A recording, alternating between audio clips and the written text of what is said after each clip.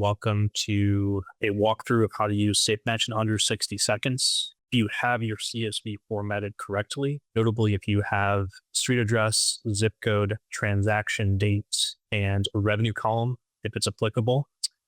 First step is more informational. I'm just making sure I have a CSV file. I'm going to hit next. The second step is more around, do I have a revenue column or anything with sales price, gross profit in my file? I do, so I'm going to say yes. And this is if I need help in the future uploading a file. You have to go through the process once, and I'm going to say I do not need any help. This is where you upload your lists. I did save it down as a CSV file to my computer. And then I'm going to select the goal that this represents. So sales and appointments actually pulls from your advertiser settings that you set up. In this case, this CSV represents sales. And the time period is monthly. And I'm going to select May since this is when my transaction dates are in. Hit next.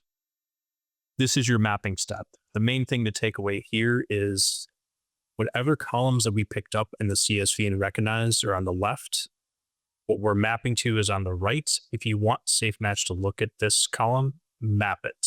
So this is revenue, says do not upload. I do want SafeMatch to recognize the dollar values associated. So I'm going to click revenue here and map that, change that from do not upload. Same thing with date and hit next. There is a warning step which catches anything with $0, duplicates, or transactions that are outside the range. You can either start over, or since this is a warning step, proceed. I'm going to click upload anyway, and your file has been successfully updated.